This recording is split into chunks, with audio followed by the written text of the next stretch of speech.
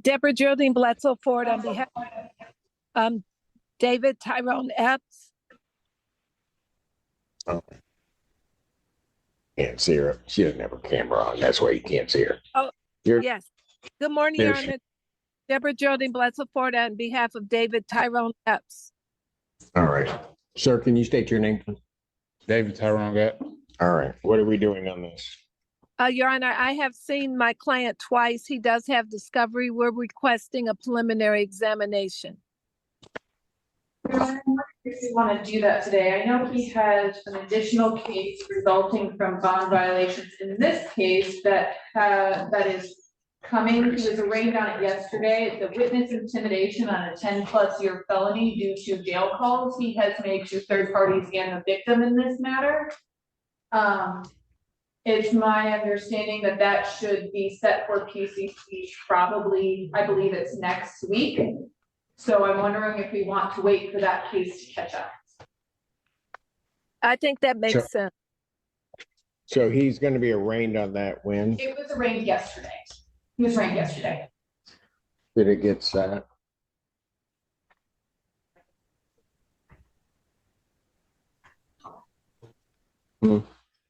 Did you get a new PCC date yesterday? For the 22nd? Yes. Okay. So what I'll do. Your Honor, I haven't been assigned to that matter. My client advised me by phone that he was arraigned on that case. So I just would like to put that on the record. Okay. And so it may be that either the PD is going to represent him or they got to come off of. Well, it flows, the allegations flow from this case, right, which means they're going to likely withdraw in any event. So I'll set this over to the 22nd, 2024 at 9. Let the other case catch up. Bond will continue. Can I ask, are his phone privileges in place in this case? If they are, I would ask for them to be revoked. Well, we would object. I'm sorry, what'd you say, counsel? Well, he's entered a not guilty plea, and on that basis, we would object. Honor, he has made over 89 calls directly to the victim from his kid and others, specifically talking about the allegations in this case, as well as offering to have a third-party individual deliver money to the victim in order to prevent her from participating here. I would strongly ask this court to revoke any phone privileges. I will also be blocking the phone numbers of the individuals with whom he is arranging that transfer of money, as well as the victim's phone numbers, plural, because she has been changing them. Well, I just indicated I've talked to him from the jail, so that would stop communication between he and I. Well, no, it would not. He would still have access to his attorney. Oh, okay. So what I'm going to do, pending a hearing, and counsel, you can review the phone calls, because I think the phone calls are probably going to relate to the other charges. At this time, given what's been said, the defendant's phone privileges are hereby revoked. And counsel, if you have an objection to that, certainly you can file a motion with the court and I'll hear it. But at this time, I'm revoking his phone privilege. Thank you. Thank you. And the next date is August 22nd. Oh, excuse me. I'm looking at today's. Yeah, thank you. Thank you. Yes, to my left. Other side. Oh, right. Sorry. And your name, sir? Thank you. Well, I'll just start. We've been here previously. I thought we were coming for preliminary examination and relayed that to my client. He has discovery, but in the meantime, he got a second case on the same complainant. That has caused this to be converted, in my opinion, to be a second case on the same, calling from the jail. Allegedly, everything's allegedly. Oh, the calling witness, from the jail. right. Okay, he picked up everything's alleged. Right. So that caused a second case, and in my opinion, a second PCC. So we want a preliminary examination for everything, The people have advised me that they will go forward with or without the witness. I explained all this to my client. He exploded. So What? exploded. Well, so I didn't know what I was doing. Okay. So, and not fighting for him. And that bothers me more. They can tell me I don't know what I'm doing. That annoys me. But when they say I'm not fighting for them, that goes to my core, since I come from a fighting family. And I fight for everybody. Oh, you do. No, that just is making me talk to you. I am going to fight, but I got to fight within the rules. And I feel I know them a little bit better. Counsel, I'm just trying to figure out, he told you you weren't fighting for him? Oh, for sure. And a lot more too. Okay. Yes, that's why I want to just express myself. No, yeah, that's fine. You know, it's kind of funny to me. When defendants sit up there, they're in custody, they find themselves in more trouble because you were trying to set this, you were fighting for them, you were fighting at me a little bit with this thing. And then has the nerve to say to you, you're not fighting for him, when the reality is, at least allegedly, he's doing the stupid thing that's making your job harder. So that's fine. That's the way he wants to look at it. And the other thing is, and it just amazes me with some defendants, they come up here, they complain about their attorney, and they don't even realize the jewel that they may have representing them. And also don't realize, you know, that fight is, it wasn't quite anything you did. It's I was just carrying in your, my- I was it's just in your blood. Thank you. It sir. is your heritage. I was carrying He my doesn't fighting. understand that. He doesn't understand that you gotta play by certain rules. He just wants to do it his way. So if he wants to do it his way, we'll do it his way. It's not gonna turn out real well. So what do you wish for me to do, Ms. Ford? I'm asking that we set this for a preliminary examination, that you hear from the prosecutor and my client understand that I am really putting forth a top effort. And along with fighting, I actually have skill. So I hope that he understands that. Well, he also needs to understand that there's going to be a motion for them to proceed by forfeiture, I'm presuming. And that's going to make your case whatever it is.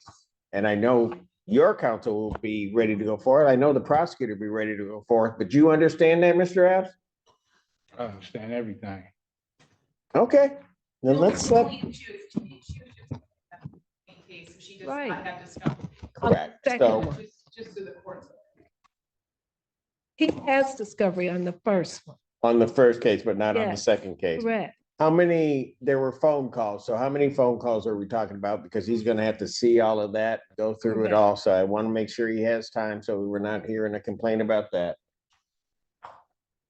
As long as possible, within reason. Yes. It has to be reasonable.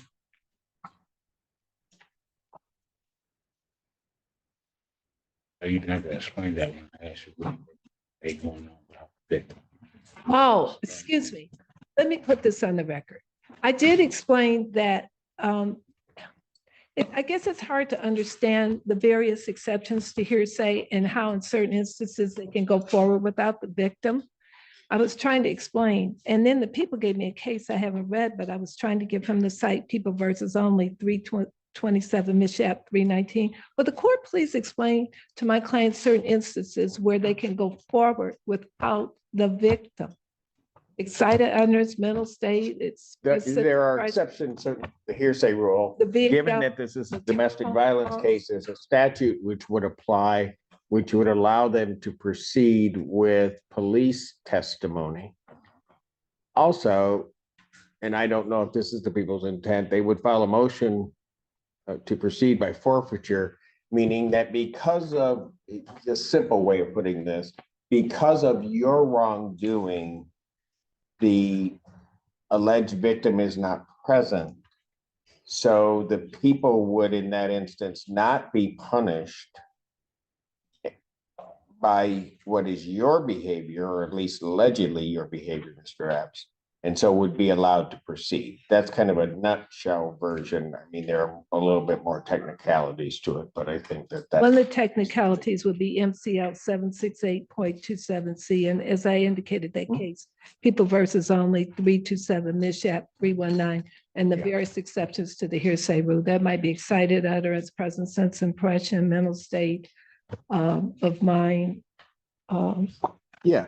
I mean, it's all, And- it's and all other. of that kind of thing. Do I got a Well- right to cross-examine my accuser? You know what? Here's the thing, sir. That, if you're talking about the right to confrontation, there's a statute particularly on point where that may be forfeited because of what is alleged to be your behavior. That was the last thing that I brought up. What do you mean by that, sir?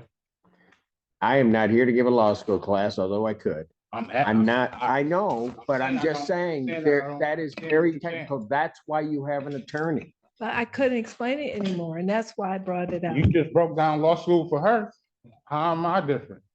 I didn't break down law school. Okay, for I'll her. tell you- She asked the We question. have told you. I I'll asked tell All right, you I'm again. done. I'm gonna set it for exam. I'm gonna go to the jail today, so I will, So I'll what's tell that? you. Preliminary examination in this matter, because the Yes. people may have a motion. I'll set it for September 17th, 2020. Okay, just one moment, please. Just. Yeah, don't turn your back on it, please. September 17th, 2024, Yeah, but he might be if you watch. 9 AM. That's before me. Thank you. When? September 17th at 9 AM. Oh, wait a minute, excuse Why me. so long? That's 3 weeks. Yeah, September 17th, I can do that, but Why not so the long? 8th, because that's the judge's calendar, and I'm a deferred professional. There are some You may ask parameters, for and you another are not speedy day. being.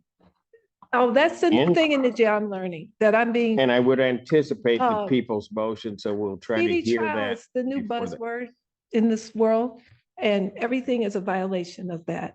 Of what? Speedy trial. That is the new buzzword in the. That has, Judge Sims, can I ask a question? What is about what's going on in the jail, speedy, none of this You particular just about said my speedy. You case. just said you had a right to Like speedy this, I trial. didn't say, I asked, why so long? I didn't say nothing It's about not no a speedy violation trial. of speedy I asked, trial. why so long? I didn't say nothing about no speedy trial. Like, Judge Sims, this is where we having a conflict at, sir. I'm asking about my case, and it's everything other than the case. I don't want to talk about nothing but this case. okay, all this but Mr. Epps, speedy hold on, trial- slow down. You have two things now which have, And I hold understand on, hold on. You asked me a question, but you're operating off of a premise that isn't gonna work. So here's the thing, you had the one case come up.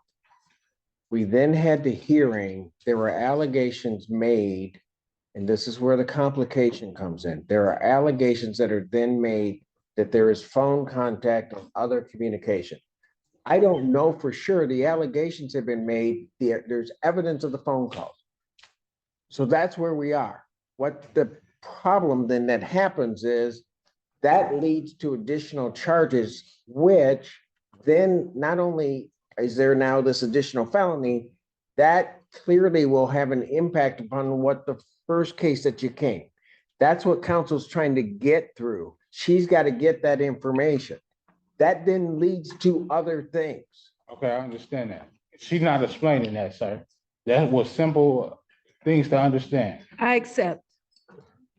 Okay, We're good. I can't get in between every counsel and attorney and defendant. Thank you. for And that. I'm not trying to do that. I'm just trying to explain the process and I've got to, Mr. Epps, I've got to be fair to both sides. So I got to have it worked out. You would have had an exam before now, had this not come up. Okay, so that's the reason for the stretch out in time. Okay, Also, the other thing, so that you just understand, it's not anybody trying to delay anything.